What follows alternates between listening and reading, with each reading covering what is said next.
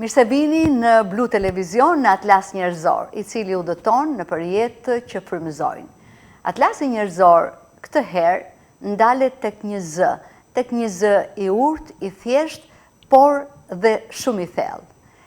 Ajo është poete, është shkrimtare dhe quhet Lulzime Malaj. Dhe unë kam kënaqësi që ta kem sot në studio. Kënaqësia është ime. Lulzime Malaj është poete, është shkrimtare, si thash, është e nderuar dhe e vlerësuar me disa çmime, vlerësime këto kombëtare apo dhe ndërkombëtare. Çmimet janë në poezi, janë në prozë, por njëkohësisht dhe në shkrime akademike, por gjithashtu dhe në tekste këngësh për fëmijë apo të rritur në festivale të ndryshme dhe veçanërisht në trevat shqiptare jashtë Shqipërisë. Ndërkohë që ajo nuk mbetet vetëm tek poezia dhe tek proza, pra te letërsia, por dhe piktura dhe fotografia janë lloje të artit të saj. Faleminderit edhe një herë dhe mirë se erdhe në studion tonë. Faleminderit juve, faleminderit për ftesën dhe mënyrën e ngrohtë profesionale që drejtoni këtë bisedë. E vlerësoj shumë mënyrën se si keni gjetur, domethënë, mënyrën e sinqertë për kushtimin ndaj thelbit të krijimtarisë sime, çka e bën këtë dialog shumë të veçantë. Faleminderit shumë për komplimentet. Po, atëre, cila është Lulzime Malaj? Përveç punëve, përveç pasionit, pra të shkojmë pak tek koordinatat, se ky atlasi ndaj është, shkojmë tek koordinatat e jetës familjare. Ndoshta shkojmë dhe deri tek fëmijëria nëpërmjet kujtimeve gjithmonë. Jam rritur në një familje që më mësuan vlerat e thjeshtësisë, përullësisë, dhe të thjeshtësisë për kushtimit dhe dashurisë. Jeta familjare shfaqet në periudhën fundamentale për formimin e vlerave të mia dhe të identitetit. Ato përbëhen nga imazhe të ngrohta, të dashurisë, të mbështetjes dhe sfidave të përbashkëta që kemi ecur në familje, ku unë kam perceptuar botën dhe mënyrën se si e perceptoja botën dhe marrëdhëniet njerëzore. Ndërkohë që në familje jeni fëmijët, cilët janë? Fëmijët vajza Lulzime Malaj, ka mbaruar arsimin e lartë për gazetari dhe ka mbaruar masterin në Vjenë, tani jeton jashtë. Djali ka mbaruar për financë në Tiranë dhe është në punë tani në një crociere ndërkombëtare. Pra kanë zgjedhur pozicionin e tyre në jetë. Po. Shumë bukur. Ndërkohë që më duhet ta them, kur ju kam ndeshur për herë të parë, takimi I parë imi me ju është disa vite më herët, kur ju keni qenë recepcioniste në një hotel të qytetit bregdetar. Më bëri përshtypje ajo sjellja juaj, ajo qetësia, ajo urtësia që ju reflektuat. Jeni një grua e zakonshme, e thjesht, por shiko me çfarë bote të pasur shpirtërore që jeni. Shkruani dhe poezi. Faleminderit për fjalët e mira. Dhe perceptimin tuaj ndaj personit tim. Unë nuk përpiqem, domethënë, të jem ajo që jam, se më vjen natyrshëm, dhe kjo është bota ime dhe mirësia që më kanë injektuar në familje. Gjithsesi ka situata të ndryshme që mund të ndodhin, domethënë, në punë, por unë përpiqem të jem gjithmonë e sjellshme dhe me këmbë në tokë për të menaxhuar situatat e ndryshme, përderisa në atë hotel që ju më keni gjetur, kam vazhduar punën time 20 vjeçare si menaxhere dhe më duhet të them që ishte një përgjegjësi shumë e madhe kur ke të bësh me njerëz. Me klient, me njerëz. Me klient, me njerëz, me staf. E po, menaxhere kështu kaq të sjell nuk isha parë. Ndoshta prisja të ishe më ashpër, më e fortë. Gjithsesi, shkojmë tek fillimet tuaja letrare. Si erdhi si erdhi shkrimi tek ju? Se letërsi lexon çdo kush, po si erdhi poezia, si erdhi letërsia, si erdhi ajo dëshira për të shkruar? Dhe çfarë ishte shkrimi i parë? Do ta lidh në lidhje me aty ku e lam tek profesioni dhe pastaj më pas lidhjen me të. Shkurtimisht, unë kam mbaruar për ekonomi kontabël dhe kam kryer disa detyra si kryetare degës financës, specialiste në seksionin e financës në Këshillin e Rrethit, 20 vjet menaxhere, pra jam e realizuar, domethënë, dhe kam arritur qëllimin tim nga ana profesionale. Gjithsesi duhet të them që me profesionin jam martuar me shkruajtësi, ndërsa me poezinë ose me letërsinë ka qenë dashuri me shikim të parë. Dhe kjo ka ardhur si rjedhoj, jo se ka ardhur, ka vajtur unë te poezia, por ka ardhur ajo tek mua. Patjetër. Dhe kjo ka ardhur si një dritë, si një motivim, si një shtys për të nxjerrë më të mirë, domethënë për të shprehur ndjenjat e mia përmes poezisë. Po. Kështu ka qenë fillimet e para. Dhe këto kanë qenë në shkollën 8 vjeçare, konkretisht në klasë të 6. Më kujtohet që kisha mbushur një fletore me poezi, ashtu si fëmijë që isha, dhe ja dorëzova mësueses kujdestare që na jepte gjuhë letërsinë në shkollë, në klasë, dhe ajo më motivoi, më mbështeti, biles këto i vendoste her pas here në këndin e shkollës, këndin letrar i shkollës, po që ishte. Biles edhe pikturat që bëja në atë kohë, i vendoste në atë artet pamore të shkollës. Atëherë qëndrojmë tek botimet. Tham që tani arriti rritja profesionale, shkojmë tek botimet, cilat ishin botimet e para, cilat ishin temat që ju keni trajtuar, kush të tërhoqi më shumë, patjetër që gruaja, se jeni përfaqësi gruaje, por dhe qyteti apo dashuria, cilat ishin ato? Motivet dhe tematikat janë të larmishme, të shumëllojshme në letërsinë time, në atë që unë krijoj, por fokusi më i madh, domethënë dhe pozicioni ose atë kryesisht çfarë e zë më të shumti poezinë time ose letërsinë time janë problemet sociale. Ajo që më shqetëson. Kjo zë vend shumë të rëndësishëm në tematikat që unë kam shkruar. Po. Ndoshta do t'i kthehemi më vonë për shembull një poezie të tillë? Po. Okej. Ose mund të vazhdojmë? Qëndrojmë pak te kjo poezi, me që thua poezia sociale, të katërhequr. Po.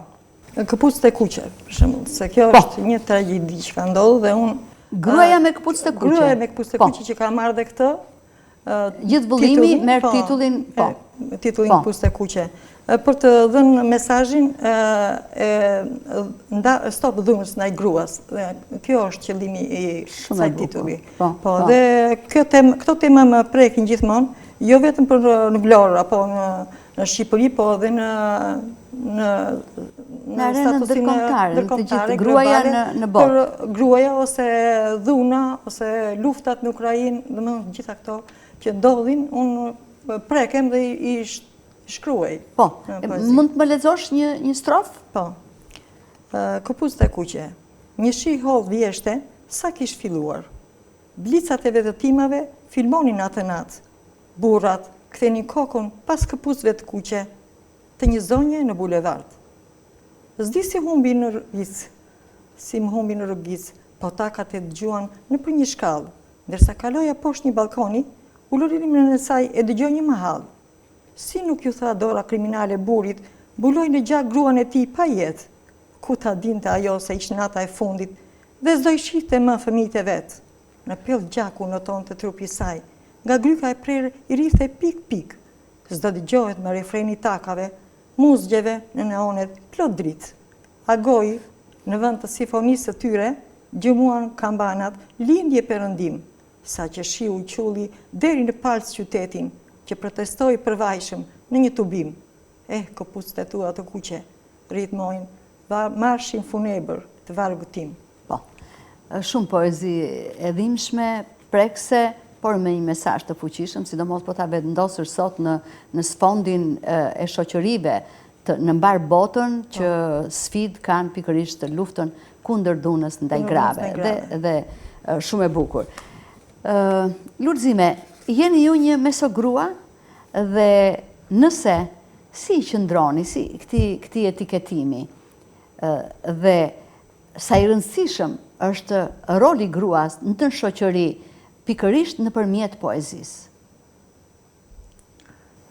Gruaja përfaqëson një metaforë të rezistencës dhe të përkushtimit, të sakrificës, të ndjenjave dhe dashurisë, përkushtimit ndaj brezit të ri dhe për të mësuar dhe edukuar, është një urë lidhse midis atij brezi dhe brezit të ri.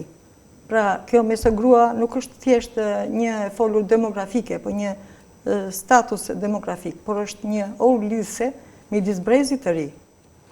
Pra, edhe nëpërmjet poezisë, roli i saj është i dukshëm. Është i dukshëm, po. Si në shoqëri dhe në histori. Po. Dhe shembuj i kemi plot. Kemi shumë plot, po. Si në Shqipëri, ashtu dhe në botë. Po. Lulzime, si e sheti mënyrën se si mund të qëndrojë një art i pastër? I pastër, i thjesht, që i përgjigjet realitetit dhe larg glorifikimit. Dhe gjë një poezi që i përshtatet kësaj, po, që ta sjellë me shembull. Kryevepër unike. Po. Karnavacës i derdh nuanca tone, po ti prap as e qeshur, as e trishtuar. Je kaq e truske, kaq mistike, ma shton etjen për të deshifruar. Buzëqeshën davinciane si ta pikturoj, kur zgjendet as në simbolet antike. Mona Lisa në që mënyrë mund të më tregoj për buzëqeshjen e saj enigmatike. Derdh gjithë të verdhën e Van Goghut, të zezën pështjelluese të Kafkës mbi flok, por nga ajo që duhet janë larg vite drite. Vallë hyjnore lart në qiell e kërkoj në tokë, e udhëtuar tentoj sërish një retushim. Punoj plazmimin linjeve formu jap, dhe pse më tundon je kaq e pamundur, ndaj natyrisht e prish prap se prap. Në studio e cejaket e mia të shmenden, vështrimin e yjeve nuk e arrit dot. Veç ndëroj buzëqeshjen tënde, ti mbete kryevepër unike në botë. Po, shumë e bukur. Dhe me këtë dua të them që është një luftë e pashtershme për të arritur atë që duhet arritur dhe do të jemi larg, domethënë, glorifikimit që edhe nëse nuk jemi të arritur atje ku duhet, do të jemi me këmbë në tokë, larg glorifikimit, se kjo poezi mund të interpretohet si një meditacion për përpjekjen e vazhdueshme të përur të artistit për të kapur thelbin e së bukur dhe mistikës. Pra në thelb poezia përmban elemente të thella të reflektimi mbi artin dhe mistikën e krijimit artistik. Domethënë kjo përpiqet të deshifrojë për zgjidhjen e buzëqeshjes enigmatike të Mona Lisës, një simbol i misterit dhe kompleksitetit të rrëfyer me ngjyra dhe simbole të ndryshme, që mbajnë ngarkesa filozofike e emocionale, por kjo përpjekje artistike është e përulur dhe tundimet nga dështimet dhe tundimet e saj. Pastaj duke kërkuar spektakël apo glorifikim për të kapur në mënyrë intime dhe personale diçka që nuk mund të imitohet, kjo kryevepër dhe të përsëritet përsëri. Pra, vetëm përmes përkushtimit ndaj sinqeritetit të ndjeshëm, arti mund të shmagë komercializmin. Po, si gjithmonë i shfaq ato vlerat e përullësisë. Po. Nëpërmjet saj shkon pastaj tek përsosmëria. Po. Unë kam lexuar kritik për poezinë tuaj, për vëllimet me poezitë tuajat dhe vlerësoheni nga kritika si një mjeshtre në përdorimin e dritës dhe të ngjyrave në poezinë tuaj. Si i alternoni ato dhe si ku i gjeni dhe si i përcjellni tek lexuesi? Po. Për shembull, aty ku lexuam tek Gruaja me këpucë kuqe, përgjithse më ka ndihmuar piktura për të krijuar imazhe dhe vizualitet, për ta bërë sa më të gjallë, për të qenë sa më afër lexuesit, për ta ndjerë sa më bukur, për të dhënë më ngjyra, më dritë. Pra ja merr ngjyrat pikturës. Pa, edhe i vendos në poezi në mënyrë abstrakte por të ndjera që lexuesi ta ndjej, ta imagjinoj, të shofi në anë imagjinative këtë abstraksion. Dhe kjo, domethënë, e lidh pikturën me poezinë dhe këto ngjyra, domethënë, bëhen bashkë në poezi. Domethënë, dritat e ngjyrat në poezinë time, veçanërisht tek Puste Kuqe, funksionojnë si element simbolik për fuqishëm të nxisin emocione dhe reflektim.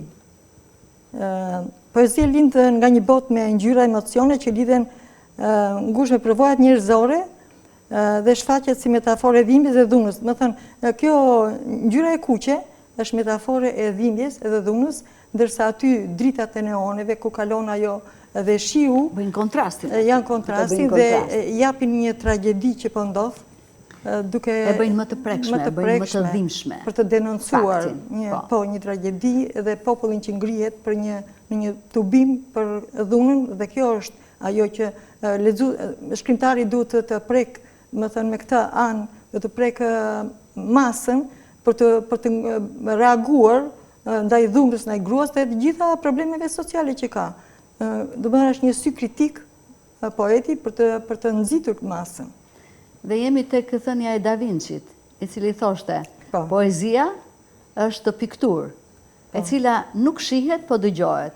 Ashtu si dhe piktura, thot Da Vinci, është një poezi e cila dëgjohet por nuk shihet. Dhe kjo ndodh dhe në këto dritë ngjyrat e tua në poezi, atë ndërliksjen e pikturës me poezinë. Dhe është një gjë e bukur, domethënë që të ndjesh, të shikosh, të dëgjosh poezinë apo pikturën. Dhe me që jemi këtu tek piktura, si është hop piktura, apo dhe ke çelur ekspozita? Apo mbetet thjesht në hobet e tua, në pasionet e tua? Ka qenë hobi parë, domethënë para se të lindte letërsia tek unë. Dhe dëshira ime ka qenë që të bësha piktore, por rrethanat nuk e sollën deri atje sa të vazhdoja, dhe mirëpo ajo ka ngelur ëndra ime që në fëmijëri, dhe her pas here unë e ushtroj, domethënë këtë. Cilat janë objektet ku ju fokusoheni për të bërë pikturat? Çfarë pikturoni? Për shembull, natyrën e pëlqej shumë, natyrën, por edhe portrete, por më shumë natyrën. E dashuroj me natyrën, dhe ajo më ka frymëzuar natyra edhe për të shkruar. Kështu që natyra është fokusi im në pikturë. Po fotografia, si ju tërheq fotografia? Është fotografia për ta bërë ti me telefon, apo përdor dhe aparatin? Përdor dhe aparatin. Ka sjell vajza një nga Amerika, kur ka qenë atje që ka punuar. Ka qenë në shkollë dhe ka punuar dhe më ka sjell një aparat profesional. Dhe çfarë fokuson, apo Vlora ka plot mrekulli? Natyrë, po. Vlora ka plot mrekulli. Po, ka plot mrekulli. Po. Ndërkohë që unë e thash edhe në prezantimin që bëra për ju, keni pas shumë vlerësime, keni pas çmime, aq sa unë nuk mund t'i lexoja dot ato të gjitha dhe bëra një përmbledhje, por mund të qëndrojmë bashkë te këto vlerësimet. Çmimet dhe njëjë ndërkombëtare janë një motivim i madh për mua, por dhe një përgjegjësi për të vazhduar me sinqeritet dhe përullësi në artin tim. Tani, kënaqësia, për të ndarë kënaqësinë nga përgjegjësia të shkruarit dhe e këtyre çmimeve që më janë dhënë, është se kënaqësia qëndron të prek lexuesin nëpërmjet ideve, mendimit, emocionit, ndërsa përgjegjësia qëndron atë që të lë gjurmë të lë gjurmë pozitive në kulturë dhe në shoqëri. Jeni modeste, më the që është kënaqësi dhe përgjegjësi, pra gjithçka është midis kënaqësisë dhe përgjegjësisë, po qëndrojmë pak, më numëro disa vlerësime. Më numëro disa, e lë modestin tani për të njohur me teleshikuesin. Cilat kanë qenë çmimet për shembull në poezi apo dhe ato, ishte interesante ajo me tekstet e këngëve. Po. Që keni fituar në festivale. Në festivalet e fëmijëve jam, do të thënë, gjithë këto tekste që kam shkruar janë përfaqësuar në disa festivale, në Maqedoninë e Veriut, në Dibrën e Madhe, në Maqedoninë e Veriut, ku jam identifikuar dhe me një vlerësim atje për tekstin më të mirë i festivalit, dhe ajo ka marrë dhe çmimin e parë ai tekst. Pastaj në Gjilan, në Shkup, në Ohër, në Lushnje, në Gjakov, janë shumë qytete jashtë. Pra kryesisht në festivalet e fëmijëve. Festivalet e fëmijëve. Edhe të rriturve, domethënë, po që kanë qenë në Shkup, ka marrë pjesë. Cilat kanë qenë tematikat? Për fëmijë, po çfarë? Për fëmijë, po. Për shembull, për gjyshin ose për ëndrat e fëmijëve, kryesisht. Për shembull, duhet të bëjmë popstar, ose duhet të bëjmë violinist, aviator, semafori, gjyshja, nëna, mësues e dashur. Këto janë tema, domethënë, që u përshtatet fëmijëve. Ose në provim, kur ai kishte marrë 4, kishte fjetur, kishte lozur dhe pastaj kishte vënë mësuesja 4 në provim, që japin një mesazh që fëmijët nuk duhet të lozin aq sa duhet të lënë mësimet, por që patjetër që kanë karakter edukativ tekstet. Absolutisht, por që i përfshin të gjitha, me thënë, dhe realitetin, dhe traditën, dhe ndjenjën e dashurisë për familjen, për gjyshen, për nënën. Për nënën, për mësuesen e klasës parë, se si ajo, dhe më thënë, unë mësuese nuk do të harroj, thot, të më mësojve ABC-n, në thinjet e tua, do mbash gjithmonë gjurmët e mia. Këto të nxënësi, dhe unë, dhe më thënë, nuk do të harroj kur atë bangën time që mësove shkronjat e para. Dhe më thënë, këtu është mirënjohja, edhe dhe më thënë, janë disa vargje thotë që mësues e dashur, unë do të, nga Perëndit, do të zbres gjithë fjalët e më të mira për ty, por ato nuk mjaftojnë. Ti je thjesht marrëdhënore mësuese.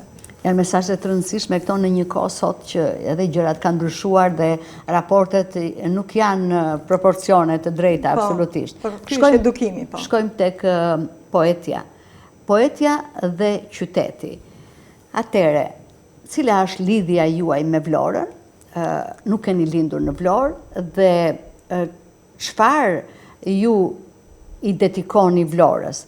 I kushtoheni për të përshkruar bukuritë e natyrës, historinë, njerëzit, ku fokusoheni më shumë? Apo janë gjitha bashkë? Qyteti i Vlorës është i lidhur thellësisht dhe shpirtërisht me mua.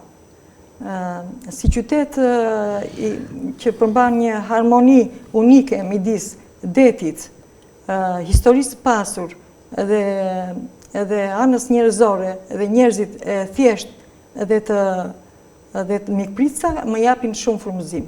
Edhe them diku në një poezi, me njerëz të thjesht të rrëmbyer si deti, por të ngrohtë si dielli. Njerëzit e Vlorës. Po. Cili është përshkrimi që i bën Vlorës? Të rrëmbyer si deti? Të rrëmbyer si deti, por të ngrohtë si dielli. Jemi të ngrohtë, domethënë. Po, të ngrohtë. Po jemi dhe të rrëmbyer. Po. Po, historia? Historia e pasur që ka Vlora. Zë vend në poezi? Poezi, po, shumë. Po. Një vend të konsiderueshëm për historinë. Ashtu si edhe në prozë ka zënë një vend të rëndësishëm edhe fisnike të qytetit Vlorës dhe humanizmit nëpërmjet shpëtimit e hebrejve, ku ka zënë një pjesë në romanin tim që është në botim. Sidomos të kontributi i qytetit të Vlorës, qytetarëve të Vlorës, ndaj çështjes hebrejve. Po.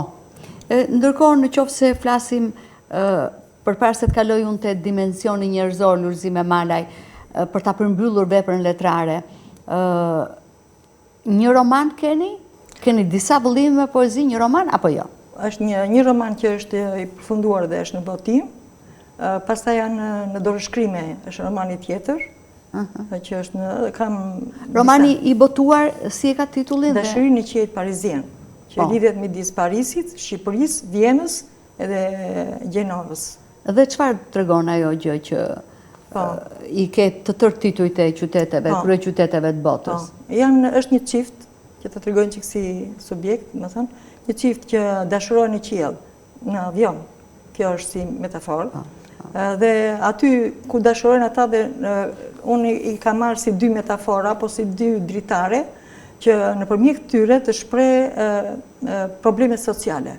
Më thënë, kur lexohet libri, lexohet si kur ke një ndjek dashurinë e tyre, por në fakt, në thellësi, në përreshta, lexon në mënyrë filozofike problemet sociale, që shprehen aty për ujin, dritat, rrugët, prerja e pyjeve, djegja, plerave, janë shumë, domethënë që dalin spontanisht, domethënë jo, që nuk mund ta kuptosh pas që i vëmendshëm. E veçon poezin nga proza, e ke më të thjesht poezin, ke bërë më shumë botime, edhe më të vështirë prozën, apo... Po, kjo pyetje më pëlqen në fakt, edhe shumë mirë që më bët. Poezia vjen natyrshëm, është shumë spontane. Je duke parë një problem shqetësues kur ecën në rrugë, një fëmijë duke lypur dhe në moment të rrëqetet mishi dhe ajo ide fikse të ngjelet në shpirt dhe e shkruan, e hedh në letër. Kurse proza ka një të mirë shumë të madhe që nuk mjaftohet me poezinë. Edhe se poezia është e vogël dhe është shumë sqimatare, shumë delikate, që të gjesh masën, fjalën delikate. Ka rregulla më të forta poezia. Ka rregulla më të forta. Kurse mënyra se unë dua që të shprehem lirshëm, të them fjalën më ashtu si që më vjen, domethënë që duhet të shprehem më saktë, më gjatë është proza. Dhe për ta nxjerrë gjithë atë bagazhin tim, mendova që të shkruaja roman. Të shkruash roman, po. E megjithatë dhe romani kërkon përsosmëri, sepse romani nuk mund të jetë është një fabrikë, po një uzinë, si thua, që i përmbledh pastaj poezinë, ka esen, ka tregimin, narratori, personazhet du të jetë të përshtatet edhe që nga emri i tij, domethënë që të jetë komik, apo të jetë një intrigant, apo ka shumë gjëra. Personazhet janë të larmishme dhe... Kur është koha që shkruan poezin apo romanin? Ka një kohë të caktuar, me të në shkon, bën punë, shtëpie, pastaj ulesh të shkruash, apo jo? Po, unë kam shumë ngarkesë në fakt, megjithatë e gjej kohën dhe nuk... Ajo është kur të vjen frymëzimi? Jo kur më vjen frymëzimi, po e kam të planifikuar. Edhe rend që ta kap kohën, jo të më vërë koha më përpara, dhe nuk e harxoj kot. Më thënë, koha është... Nëse do të kishte për shembull 2 ditë në një ditë, do ishte shumë mirë. Se s'më del koha fare. Edhe kam shumë planifikuar. Vrapon domethënë dhe ti. Vrapon me kohën dhe ti. Vrapoj për të bërë ato punët e shtëpisë, për të gatuar, për të mbarvajtur, për çdo gjë dhe pastaj gjej kohën për... Dhe shkojmë tek dimensioni njerëzor, na kalove me gatimet, si është Lulzime Malaj, grua, nën, qytetare, përveç kësaj të themi etikës poetes. Qytetare angazhuar, është apo jo? Po, patjetër. Me këto problemet sociale të ambientalistëve, ja kam marrë pjesë disa herë, domethënë për lumit e Vlorës, për këto cisternat që janë vendosur në këto, kemi qenë në tubim Tecet lundruse, kemi marrë pjesë, domethënë për të hequr këto 2 fantazma që tani do të shkojnë dhe në konservim, edhe do jetë një kosto shumë e madhe për qytetarët, që nëse kjo do bëhet. Domethënë ato të qëndrojnë pa prodhuar, edhe ne të vazhdojmë nga taksat tona dhe paguajmë akoma. Dhe po thoni që jeni aktive në çështje që prekin kauza qytetare. Po. Jam aktive në këto kauza dhe kam marrë pjesë gjithandej, domethënë në këto ndryshimet që... Unë them që më përcolle shumë mesazhe të jetës, të luftës, të përpjekjeve, por nëse ti, apo dhe për modestin, nëse këto mund të mi përcjellësh me një poezi? Po. Të gjitha këto mesazhe që thamë, mesazhin e jetës, të përullësisë, të përkushtimit. Po, kam një poezi. Me një poezi. Që e kam këtu në libër. Është aq sa e fshet, aq dhe e bukur është. thjeshtësia. Po. Thjeshtësia s'është thjesht bukuri. A lule dele qelur në lëndinën e besuar. Si një lule dele, që është e thjesht, por është e bukur. Thjeshtësia është thjesht madhështore, nuk lind kur në shpirtat të gabuar. Ajo ka lidurimin, është shenjë të ri, buron nga zemra, dije i të ngrotë. Si flet e florin që bie në vjesht, aq thjesht ulet në tokë, se kopjon dot. Thjeshtësia, kjo veti krejt natyrale, pa makyp, pa makjazh, e pikturon shtegun. Si një det i shkëmëzuar me val, thjesht për ulet, kur përqafon bregun. E thjesht të pizaime e drujnët, por brenda ka shumë dashuri, sa endjet në dhogat e ngrënë nga mola, unë djen hapave prindërve të mi. Thjeshtësia është libër i hapur, mendimi yt, i thjesht, mund të ketë thellësi. Gjerdani yj është në dekolten e qiellit, ndrin natën heshtur në pafundësi. Virtyti me i çmuar thjeshtësia, thjesht buzëqesh e derdh një pikës lot, kornizë një tablo e varur në mur, e vjetër, por vlen sa një botë. Pra, thjeshtësia, ose si të them, për të analizuar një varg, si një det i shkëmëzuar me val, thjesht për ulet, kur përqafon bregun. Kush është bregu dhe kush është deti? Si është kjo vlerë sot në shoqërinë shqiptare? Deti është i madhërishëm edhe arrin të për ulet. Kjo është si metaforë që një person shumë i rëndësishëm kalon rrugës edhe përshëndet një kopshtar të lulishtes që është duke punuar. Vuan shoqëria shqiptare sot nga mungesa e thjeshtësisë? Vuan, po. Jo vuan, po lëngon, të themi. Është bërë pjesë mendjemalësia, fodullëku, për të mos thënë pastaj arroganca. Dhe kjo pak a shumë ku ndeshet? Ku ndeshet? Te politika besoj. Te politika është, po, politika sigurisht, por dhe të rinjtë sot nuk janë në këtë kontekstin e thjeshtësisë, janë pakisa, dhe më thënë, nuk duhet të them që janë gjithë, por shumica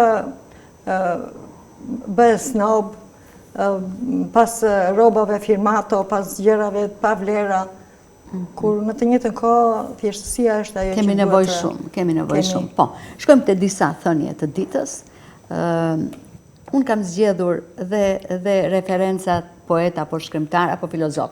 Simone Weil, filozofe franceze e shekullit të 20. Ajo thot: dashuria e pastër është si të shoh njeriun Zoti. Si e nje njeriun Zoti? Si e sheh njeriun Zoti?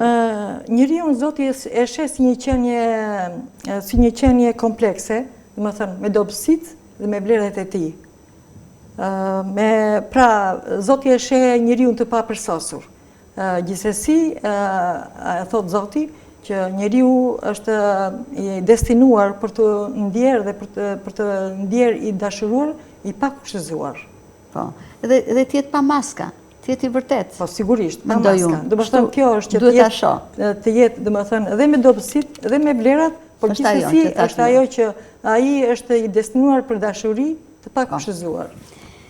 Khalil Gibran, shkrimtar poet i shekullit të 20, arti nuk është gjë tjetër, veç se dashuri që bëhet e dukshme.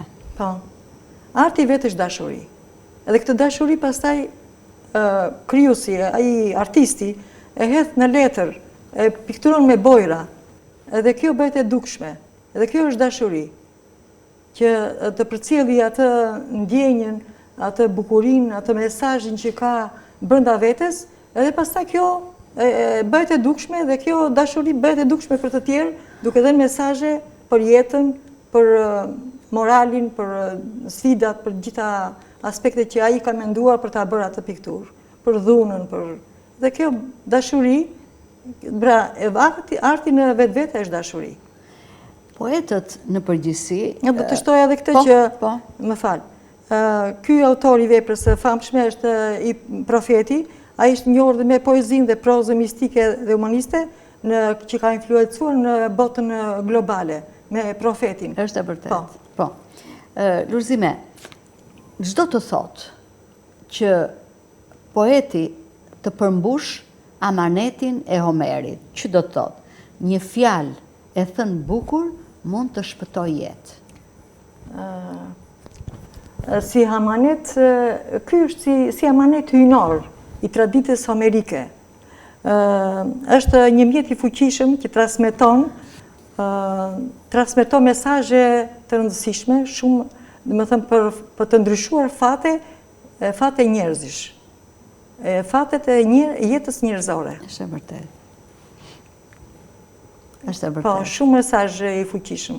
Është domethënë kjo thënie e Homerit. Të pëlqen ty që të quhesh që je një përcjellse e amaneteve të Homerit Dua të jem. në këtë drejtim? Dua të jem, por nuk e di sa e arri. Domethënë mundohem, jam shumë e përulur në këtë, se nuk e di se më vlerësojnë, domethënë, por unë prap e di bashkëllëqet e mia, jam me këmbë në tokë, nuk them se jam dikush, jam në radhë me shokët.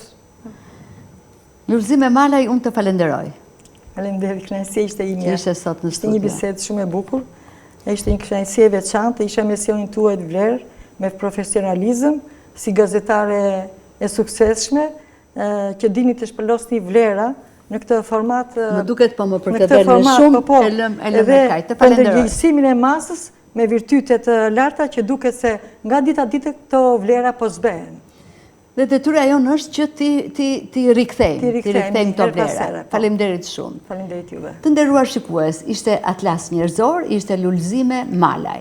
Një urë midis thjeshtësisë dhe madhështisë që njeriu e fshe brenda shpirtit të tij. Faleminderit që na ndoqët. Bashkë mirupafshim në emisionin e radhës.